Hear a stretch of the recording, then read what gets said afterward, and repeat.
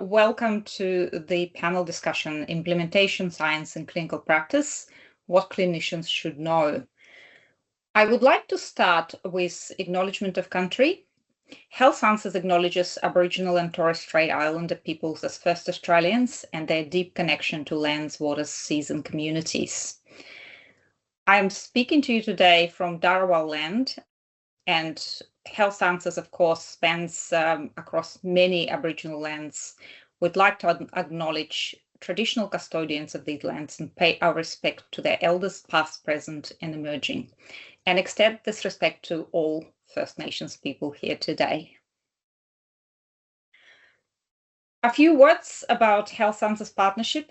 My name is Michelle Moskova, and I'm a director of Health Sciences. Health Sciences is a research translation partnership that represents 12 organizations across southern New South Wales and the ACT, and all of our partners are here on a screen. The Evidence to Practice webinar series, which is what this session is part of, are designed to share how research or quality improvement or any other types of evidence are used to improve healthcare. They are designed to connect stakeholders across healthcare, academic community, policy, and to provide collaborations on improving healthcare. What I would like to do to start with is to introduce our speaker panel today. We have, first of all, Dr. Mike Niedzberg, who is the emergency physician, and he's emergency specialist working at Wollongong Hospital. He's also a senior lecturer at the University of Wollongong, and he focuses on medical education, clinical supervision, and communication. He completed his medical education and training in the United States and worked clinically in Washington, D.C. before arriving in Australia. Welcome, Mike. Our second panelist is Professor Andrew Bailey. He is a clinical psychologist. He is Professor of Allied Health with the Sydney Local Health District, and he's also a Senior Advisor with Sydney Health Partners. With Sydney LHD, he works to build Allied Health research capacity, and with the Sydney Health Partner, he works on Implementation Science Academy and clinical academic groups. He has multiple research collaborations, and that includes Matilda Centre, for research in substance use and mental health, Edith Collins Center, which is translational research in alcohol, drug, and toxicology. And he also works with Drug Health Services at RPA and psychology team at Sydney Virtual. Quite a credentials. Welcome, Andrew. Next, we have Dr. Margaret Broom, who is adjunct associate professor at University of Canberra. And Margaret, some of you may know Margaret from our past panel discussions. She holds the Doctor of Philosophy from Australian Catholic University. She's a neonatal research lead in Canberra Neonatal Unit, and she oversees research and quality improvement initiatives there. She has extensive experience in neonatal care, and her work continues to make significant impact in the field of neonatal research. Welcome, Margaret. And last but not least, we have Dr. Colin Corty. And Colin is a Senior Research Fellow at the University of Wollongong. He's at the Graduate School of Medicine. He is currently managing optimal implementation of antimicrobial interventions in general practice, which is a 5-year MRFF project led by Professor Andrew Bonney. His research focus is antimicrobial resistance and stewardship. The aim of the current study is to increase the use of antimicrobial interventions in primary care. And this project includes co-design, and a randomized controlled trial and translation of findings into practice across Australia. Welcome, Colin. Before we begin our discussion, what I would like to do first is do a poll so that we can understand what our audience may be already familiar with and what experiences we might have in a room of various implementations and practices. We're going to be using Menti today. For those of you who did not use Menti, you can use your phone to scan a QR code, or you can go to www.menti.com and enter the code that you see on the screen. If you use your phone and do that, it'll take you to a poll, which we will run shortly. And what we're going to do is ask you a couple of questions. First question, we'd like to understand how familiar you are with implementation sciences. So you'll see responses as they come in. And please let us know. Okay, so very, very familiar. Some of you familiar. Okay, I'm glad to see that our audience has some familiarity, and we don't have anyone who completely is unfamiliar with implementation sciences. Okay, we'll wait a couple of more minutes before we jump to the next slide and next question.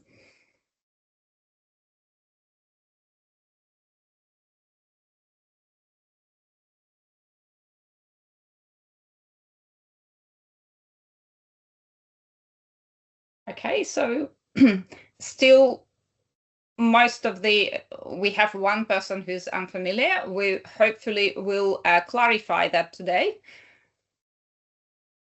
And we'll go to the next question. What we'd like to know is, what is your experience with the new clinical initiatives?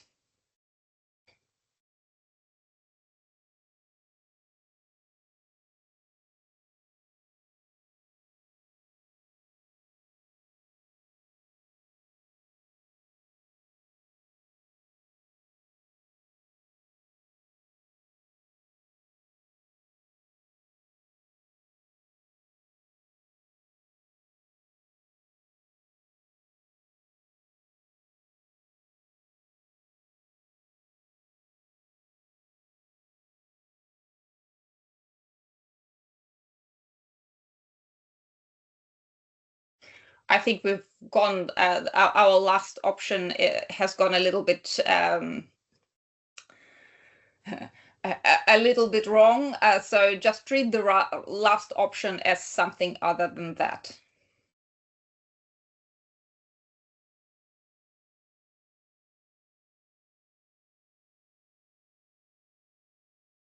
Yeah, so I can see that majority of people had some experiences, but for a lot, it's the rollout that let the implementation down. So, okay, and there are some other experiences, which is good to see.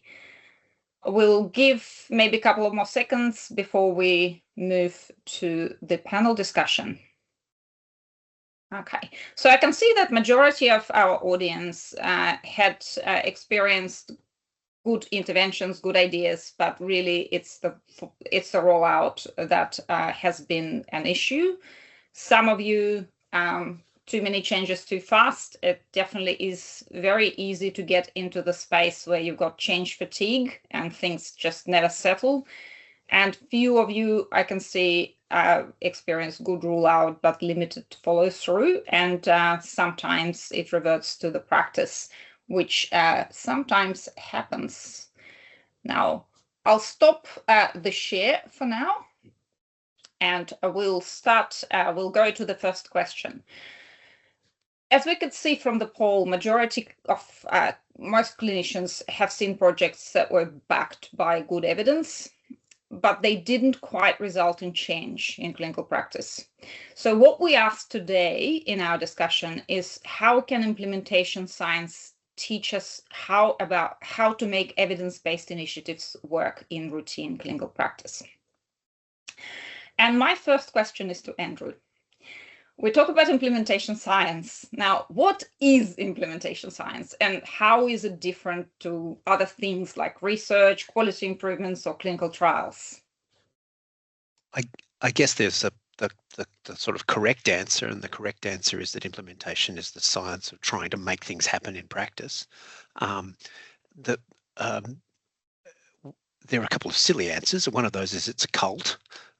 We often have that as a bit of a joke in our part of the world, that you kind of another way to think about it is that it's a set of tools that can help to understand why implementation doesn't happen, why translation doesn't happen, and a set of tools to help you to do a better job of it.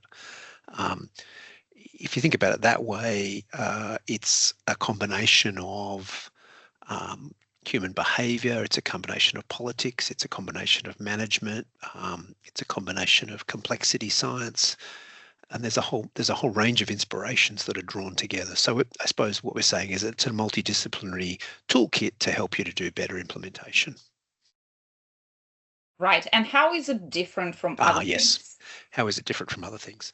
I think what I find, I think the most useful way to think about it as different from other things is it kind of takes advantage of things like quality improvement, but then asks, if quality improvement isn't delivering, why isn't it delivering? So it gives you a deeper set of tools to use. In most instances, QI is going to do a very good job, and we've invested very heavily in the health system in that. And so it's just sometimes it doesn't quite do the job, and we want to think a bit more deeply about what's going on. So sometimes I guess it's a bit like thinking about people who want to be implementers. They want to take what's already being done and make sure that it's being done well, or they want to try to make something happen new. Then probably your QI processes are pretty good. If you're struggling there, then perhaps implementation science might give you a deeper understanding and a different set of tools to have a go at the issues. Okay. Thanks, Andrew. You talked about frameworks. I'm going to go to Colin now and ask a little bit more about frameworks. We've heard so many names with implementation science frameworks, and sometimes we get caught up in all these acronyms, the CIFAR, REAIM, Paris. So there are so many frameworks. I think there are nearly 150 implementation science frameworks or models. How would clinicians choose which one to use and which is the best for their project? There are so many out there. There are so many out there. It's bewildering. And when I started in implementation science about 5 years ago, this is one thing that struck me. One thing I would say is that, to borrow a quote, all frameworks are wrong. Some frameworks are useful. So I think if you go into this assuming that this framework is going to solve your problems, it probably won't, particularly for implementation science, which can be very complicated and very messy. So the short answer is I think it depends on the context and what the framework is for. I would say if a clinician is going into this area and they're struggling with these frameworks, which is very reasonable, I would say you probably want to work with an implementation scientist specialist who knows about these different frameworks, because they can have done this process before, so they could say, well, this one or that one. If that's not an option, I think a cheat version of this would be go into implementation science or something similar, Google someone who's working on a similar problem to you and see which frameworks they used. So there are some frameworks which I think are better than others, and it depends on how theory-based they are, how much evidence is behind them. So although there are 150 frameworks, certainly some are more common than others. My plug would be for the REAIM framework, which is about outcomes, which is reach, efficacy, adoption, implementation, and maintenance, which captures a lot of implementation science is trying to do. And one of the reasons I like REAIM is because I can actually remember the acronym every time. There are so many acronyms, there are so many things out there. I think you just have to find one that works well enough, that is cited in the literature, and that you feel answers your questions. But it's just an example, right? The REAIM framework, very widely used, very helpful, very well cited, but it doesn't work very well for qualitative research. So if your study is a qualitative research project, you either have to reconsider REAIM or potentially modify REAIM. So this is one of the reasons you end up with 150 frameworks, is because you find one, you like it, it doesn't quite work, tweak it a little bit, new framework. I think the key would be actually just find someone who's working in the area and just ask them. Okay, and there's certainly quite a lot out there. REAIM is used in very many clinical settings. I know a lot of LHDs have a preference for that, but of course there is a lot of overlap between the implementation science frameworks as well. The implementation science started to address the persistent gap between knowing something and doing and getting it into practice. And we estimate, and the figure that's widely quoted, that we estimate that it takes 17 years for research evidence to be adapted into routine care. But the problem is not really new, because if we think of the first documented randomized controlled trial, it was conducted in 1747 by the Scottish naval surgeon James Lind, and he tested 6 different scurvy remedies on 12 sailors. So he divided them into pairs, and then he tested various things, and some of them were wild, like seawater, but one of them was citrus, and that was how he discovered that citrus was most effective in treating scurvy. His discovery was published, so publication wasn't an issue there. Like many academic works and evidence, his discovery was published, but it took almost 50 years for the British Navy to adopt that into the routine practice. And it took twice as long for the merchant ships to actually start using it. That was really a long time ago, but if we think about implementation projects today, it still feels like it takes half a century to get anything into clinical practice. So, Colin, why does it take so long for good evidence to become routine practice? And how can implementation science help accelerate this? Yeah, I think those are good questions. I think what we found in our study is that, yes, clinical trials that generate new knowledge, and then that new knowledge has to be used. So it's not really about the knowledge, it's about the human behavior of using that knowledge, which is actually a much more complicated problem to have. So if you go to clinicians and say, well, actually this new version works better than the old version, well, they know that now, but they might still find it easier to use the old version. So in that poll, you saw that lots of people said that there was a rollout of a new idea, and everyone went back to the old version, or many people went back to the old version of what they were doing. It's not that it's probably just that knowledge itself is not enough. It's just not enough. And in some cases, we assume the new knowledge is an improvement, but for the people at the coalface, it's not. So the new approach might work better, but it might be just more difficult to use. So I think that something that's been widely acknowledged, even in the new clinical trials consort diagram checklist, is the need for co-design. Before you go tell people that this is a solution, that they're going to love it, you have to ask them, what are your problems? If we did this, would it help? And that's actually come into some more clinical trials. So previously, clinical trials was, I suppose, probably quite top-down, saying, we've developed this solution, now go and use it. And now there's going to be an emphasis on saying to people, well, what actually were the problems that need solving? I think that approach is really important. I think a lot of these sort of knowledge solutions, they actually don't quite land properly. And that's why it takes a long time to get them into practice, if they get into practice. I'd also say that good ideas are relatively easy. Good execution is so hard. It's so hard. So often I think something's come along, it sounds great, but how do you actually use it? Well, maybe it takes 5 or 6 years to work out how to actually use it, and there's lots of factors at play. Andrew mentioned there's political factors, there's system factors, there's personality factors. Clinical trials seem to take a very narrow view of things. Did it work? Yes or no? Okay, it worked. Well, then we can roll it out. But it's actually much more complicated than that in the real world, which I think everyone appreciates. And I would say that often not everyone appreciates being told to change the way they practice, particularly by a group of someone outside your area. I think there's a human feeling of a bit of defiance there, where you think, well, you didn't ask me what I think, and now you're telling me what to think. So I think that it's complicated, but I think that basically now there's an appreciation that the people doing the work have to be involved. And that's also something that's really coming through a lot of research and implementation science, that you have to co-design. You really need to involve people from the start. So, Margaret, you have a PhD and you used implementation science in your PhD, and you actually also work on hands-on on implementation of various projects.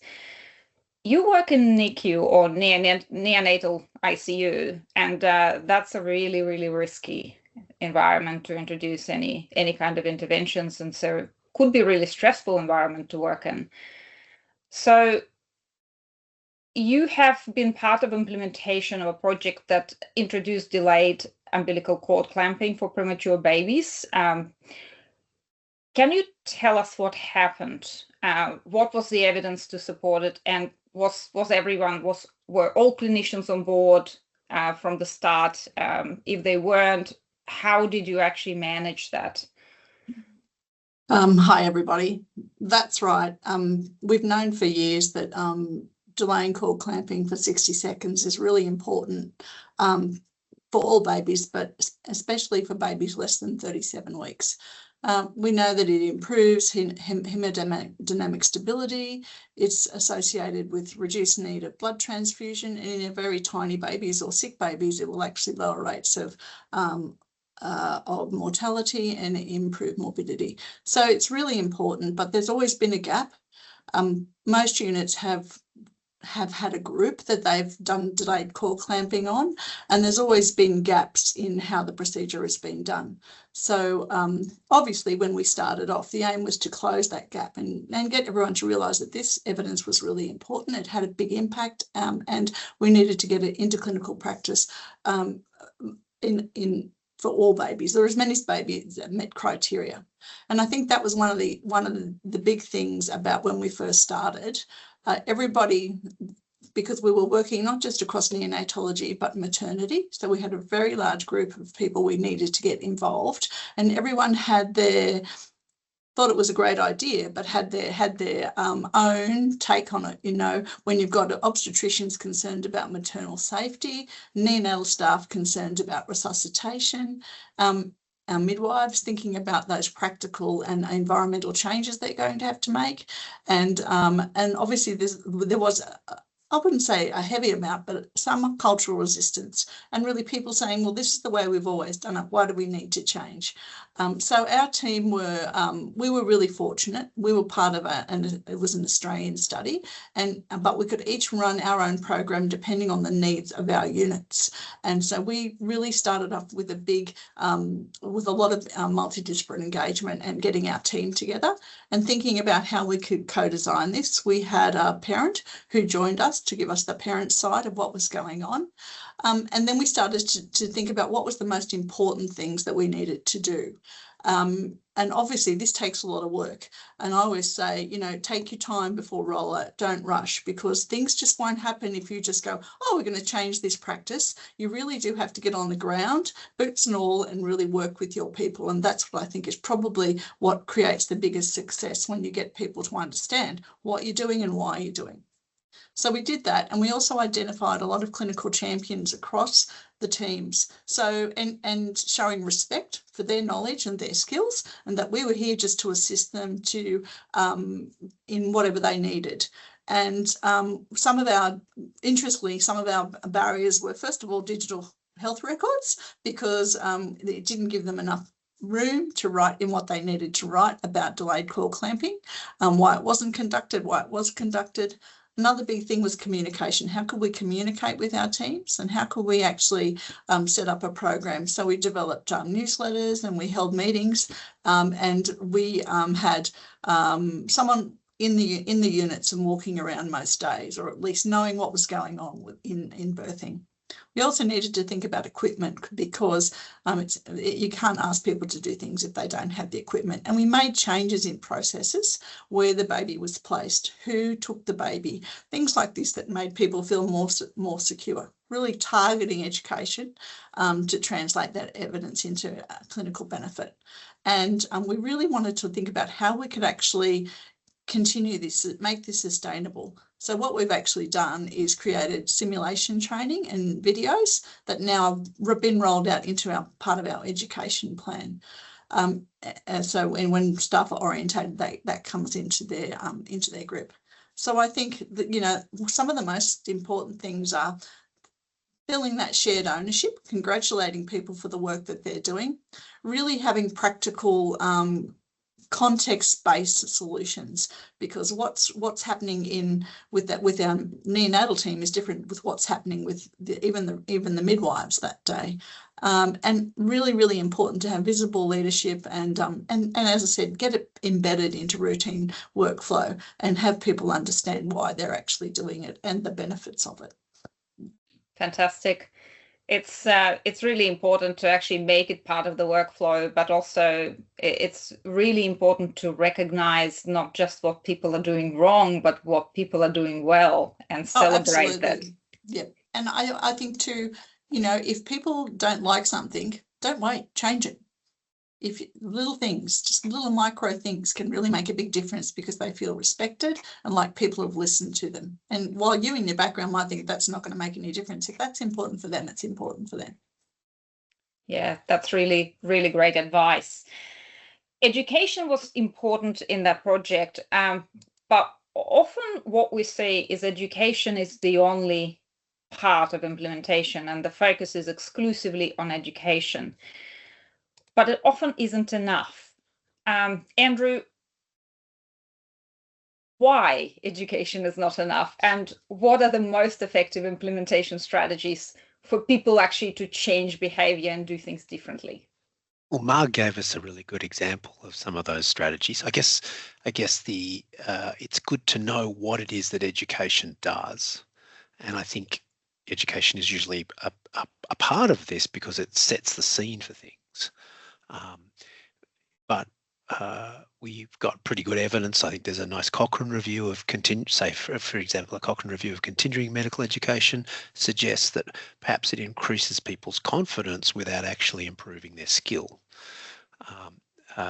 So and I think sometimes we also assume that education changes knowledge. I think that's probably the thing that it's supposed to do.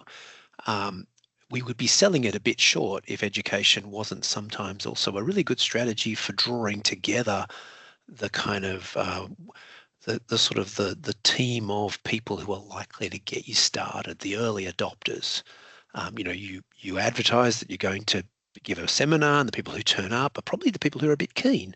So they're good recruits to be the sort of people that Marg was talking about, perhaps the clinical champions that will take things forward. So it's pretty clear that education doesn't change, say, some of the practical issues that Marg talked about. Education doesn't change the EMR, whereas advocacy and practical work on the EMR might be required. Education doesn't necessarily deal with the issues that might be the things that are actually the barriers in the context you're in. And the joke, I guess, is that we sometimes say conventional strategies are train and pray. You know, somehow it's magical that once we've done the training, it will all happen. So I guess that gives a bit of a sense for it. And this, I guess, is you know, we talked about REAIM as a framework.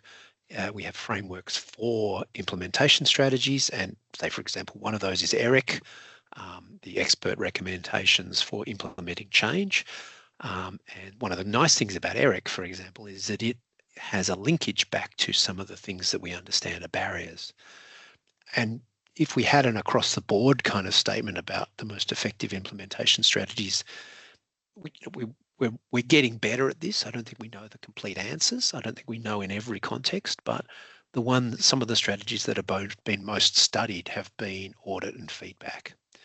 And that's usually somehow part of a successful implementation.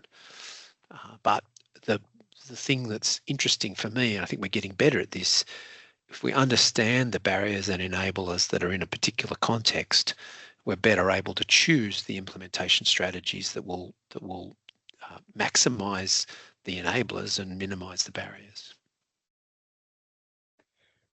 It's often hard to implement things in clinical practice, and whether it's education or other strategy, clinicians have so many demands and they are managing and balancing so many things. Mike, you are a D clinician and your time is very precious. What would help clinicians engage in implementation, particularly at times when they just think that they're overburdened with change and everything is just changing all the time. How do we engage frontline clinicians early early enough to improve the adoption of implementations? Well, yeah, thanks, Michelle. And I guess I'd preface this is that I don't have any expertise in implementation science, unlike everybody else on the panel, but instead I'm your token worker out in the field. And I really appreciate what everyone's already said, that co-design is really important, because while someone who has studied an intervention is potentially the expert on that intervention, the people doing the clinical work are the experts in their clinical environment, and will find things that maybe weren't applicable in that particular study previously. And I guess an example even of how you can really engage the clinicians and help them goes to that education isn't always enough. One of the problems in emergency medicine is that we do too many CT scans looking for pulmonary embolisms or clots in the lungs. And there's been lots of studies trying to decrease this. And we know that one strategy to decrease it is to use an age-adjusted D-dimer, a blood test that you can change the threshold based on somebody's age. And there's been plenty of studies showing that is true. There's also been studies showing that educating providers and clinicians on that doesn't change CT scanning rates.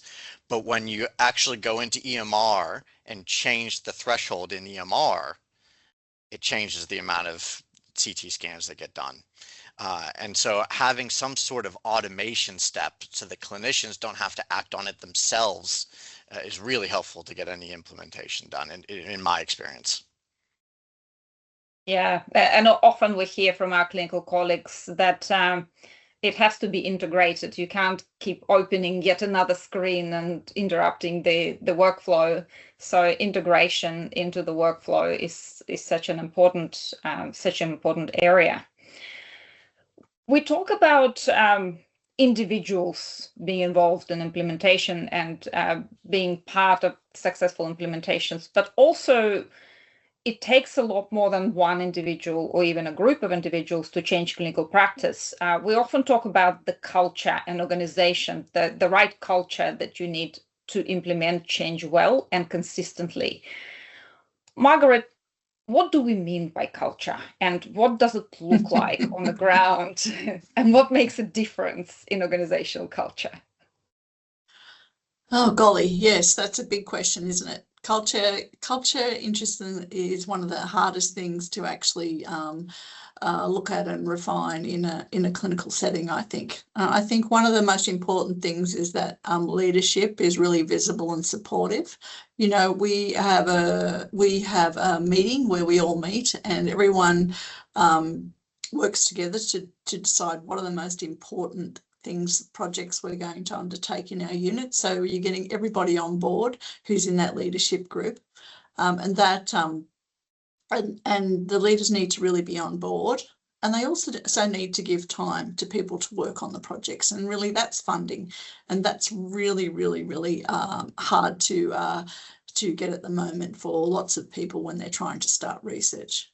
I think it's really important to have a shared purpose, so everybody knows why we're doing and why it matters. But I also acknowledge that a lot of our staff, especially in an intensive care situation, have change fatigue. We have new equipment, new drugs, everything so quickly, and so you really have to get them to think, how is this going to improve my practice? What does this mean for me? What will it do for my baby and our families?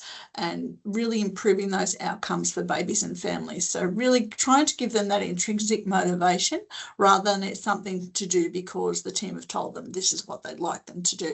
And I think really focus on that when I'm working with our team, because they are very highly motivated, or they wouldn't work in an neonatal intensive care unit.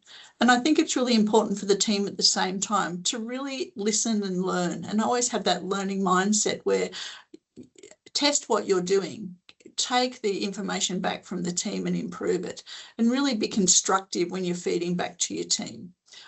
this helps with your momentum, and they need to see you there, or they're thinking, well, why am I doing all this and nobody's actually coming to see what we're doing and how we're doing it. You also need to have really clear systems and processes. So really important to make sure that you've got the right guidelines and checklists and that you can explain it and you understand it. And really making staff feel respected and safe so they feel they can speak up and question. And you also need to have a lot of resilience as the person working in the team or leading the team, because not everyone's going to agree. And you certainly need to learn how to work with a lot of different people, especially in our case, in a very highly stressful environment like the NICU. But, I think it's, culture, if you have the right culture, and we have a great culture, they do learn how to adapt and adopt new processes or new evidence into their clinical practice. And we have, in neonatology is really special. We are very young science and we implement evidence very quickly. And so I think that's how we work with our small babies.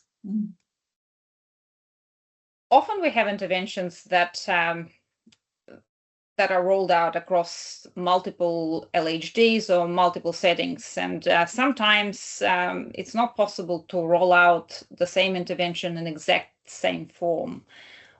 Mike, in your experience, how often have you seen an intervention or change that just works out of the box, copy paste into the setting? Or how often do you think it needs to be modified and changed in some way? I think very uncommonly will something work exactly the same in one place as the other. That's why everybody, there's lots of different people that work in different places. We just thought about trying to implement an electronic screening for mental health in teenagers that has worked in other health districts and in our emergency department. And despite having a bit of resource to try to figure it out, it just ended up costing us too much resource in the back end, and we weren't able to do it with the resource that we had. And so each individual location really has to decide what will suit them best. And emergency medicine in particular, maybe my site is worse than others, but in emergency medicine, we always have more demand on our resources than we have supply. And so any change has to come at the cost of something else. So if it does not improve things to the point that you add that and it makes things better, it's causing harm to something else that we're already doing. So we really have to be selective with our interventions. And of course, modifications to customize it to local settings are required. But then if we're looking at intervention and we're testing it across multiple sites, then that might affect fidelity. So Andrew, how do we adapt an intervention into local workflow without losing the fidelity, and how much can we actually keep changing things before it's no longer the same thing? Yeah, and I think we've developed a little bit in understanding this kind of thing. Ideally, if we know exactly the key mechanism of that intervention, the key ingredients, and we can say, well, look, this is the bit that you can't change because this is the bit that does the work, and the other bits, well, perhaps there are some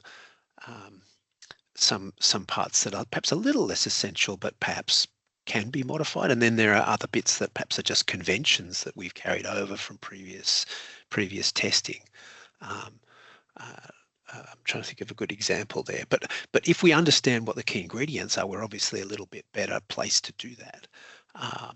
And I think the important thing is that we see people adapting things all the time. So it's not a kind of it's been very unsuccessful to tell people not to adapt stuff. and there's sort of if there's a mantra from some clinical trialists, you get is this sort of notion that you absolutely shouldn't adapt things. And I think that actually becomes an implementation barrier. It stops people from doing stuff because when something doesn't fit, they think they can't change it, they throw it away. So we know adaptation is going to happen. The important thing is that we do adaptation in as systematic a way as we possibly can. The ad hoc kind of, oh, I just thought about it today type of thing is probably not likely to really deliver us the results. But exactly what Mike said, the people on the ground are the experts in their context. And probably one of the key learnings from implementation science is that context is the absolute king. If you don't understand the context that you're trying to put something into, it's just not going to work.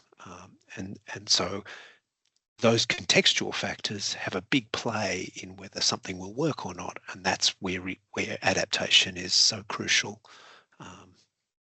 I'm not sure I have a complete answer to the question, but because we don't absolutely know how to do this perfectly, but I think it's something that we're going to get better at.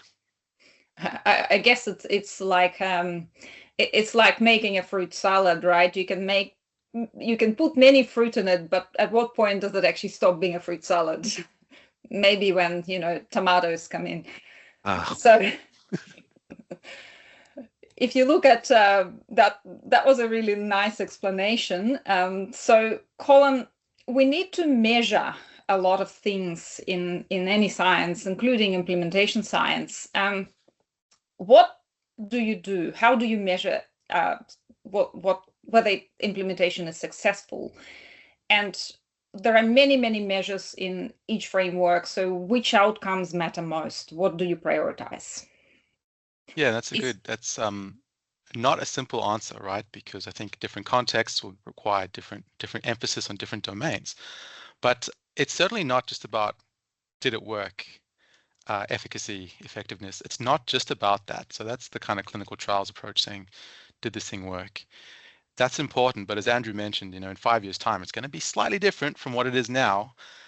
So we talk about reach. How many people can we roll this out to? Because if it's an expensive solution and you can only roll it out to a small number of people, then maybe that's not that effective.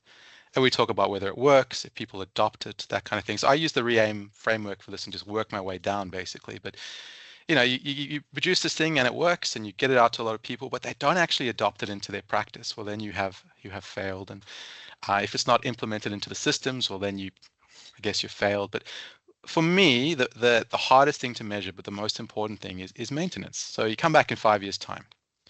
Is the system changes that in Mike's emergency room, are they still there and are people still using them? Because it might be that it works, but someone has decided to remove them or whatever it is. I feel like that, for me, that's the most important one. You could do all this work, it could be great, and it just kind of dies away over a few years. You haven't actually had lasting impact. You haven't actually solved any problems. But it's so hard to measure maintenance, mostly because the money runs out before the project is really having a long-term impact. I think really you should come back 5 years' time every project and just reapply the REAIM framework and just see where do we land. Was it a good idea that people didn't adopt, or did some people really like it and they use it? It's a tricky one, but I think you have to come back a long time later and just see, has there been a cultural change? Has there been a systems change? Has there been a training change? And is it going to continue into the future without external support? I think is the key. When people are in a study, they're getting external support. They know they're being tested or assessed. Their behavior can be quite different. If you start taking that external stuff away, so they just go about their clinical practice without worrying about the observation, then their behavior might change. So that's something that needs to be accounted for. But it's a mix of things. So it's fidelity to the protocol, but that might change between sites. It's adoption of the protocol, but ultimately it's come back 5 years. It's still there in some form? And I think Andrew's point about the key elements are so important, because it won't be the same in 5 years' time as it is now. It shouldn't be the same. It should have changed. But what's the key bit that can't change? Is that still there? Yes. So the sustainability of the essence of the intervention is so important. And that really leads me very nicely to Margaret, because Margaret has a really wonderful example of a project that where sustainability was actually important from the start. And Margaret, you worked on a project that included development of a workshop and a video for the end-of-life care. Can you share with us how you embedded that sustainability into the project? We knew that there was a really strong need to provide our staff with more education on caring for babies and their families in this crisis time. And so we were very lucky. We have a family-centred care group, and they were really keen to back us. And so, and we have a foundation, and they were happy to provide us with finances to build a video that is embedded in our workshop now. And I think we've started pre-COVID, and of course then had to stop during COVID. So in some ways that gave us some time to go back and think about what we needed to add into the program. And that was really important because we felt that while we'd had a half-day program post-COVID, we needed an all-day program because we really wanted to focus on self-care and staff caring for themselves, as well as staff grief. And more on parental grief and how we travel that journey together often. I think the most important part that's kept us sustainable is we have a core team, and as you know, no one's ever at work all at the same time, so we can call on different people to actually come in and support the team. So we've never cancelled a day, and that's really important. One of the other things that's really important, and what Andrew's talked a lot about, is context. We will review the group that are coming, because even just the years of experience or who's coming can change what we actually need to focus on in that group. And that's really important. And sometimes it may mean that we need an extra support person or just someone to come in and be there. So that's really important too. We survey, we get feedback from the people that attend, but mostly we get feedback in conversations, and we make ourselves available for people to come and talk to us, and we check in with people over the next week or two to just see how everybody's going. And some people will talk to us quite a bit, and others really keen just to thank us for the day. It's a very uplifting day. We don't need to talk about what people can do bad. It's very best practice, and it makes we want our nurses and doctors. It's a shared, everyone comes, doctors and nurses together. We want them to learn from each other's experience and know that there's someone out there who's feeling the same way as they are on that day, and there's someone that they can talk to. So lots of work, and we certainly, as I said, we review. Continuous improvement is all about reviewing and going back and trying again, and making sure that what you're actually providing your team is based in their needs. And we will often talk to staff about what they think they need, or who needs to come because they've been part of a crisis in the last 6 months. Thank you, Margaret. That's definitely a really impactful project, and I'm sure that it'll continue making a difference for staff and for the patients and their families. In the last question I have, I'm going to start with Mike, and what I want to ask is, if clinicians only learned 1 and 2 implementation science concepts, what should they be? So Mike, from your perspective, I know you're not an implementation scientist. What would clinicians need to know? I'd go with the co-design. So if you want to implement any change in your workplace, you need to make sure that whoever you're affecting the change agrees with the change. I doubt it will be successful if they don't agree with why you're doing the change and the way you're going about it. Okay, Margaret? You can't do these things alone. Standalone projects rarely work. You really need to get a team on board and to have consensus that everybody's keen for this to move forward. I would say, and boots on the ground, really be in the place when things start off. You'll back off over the first 4 weeks or whatever, but really get in there and put time in your diary to be part of what's going on. Andrew? almost what Margaret's saying, but this is about how it actually works, not how it should work. So finding out how it actually works, you often have to be on the ground. People often tell you how they think it should work, or they think that you think that it should work. So it's hard to find out what actually happens sometimes, but this is about what actually happens.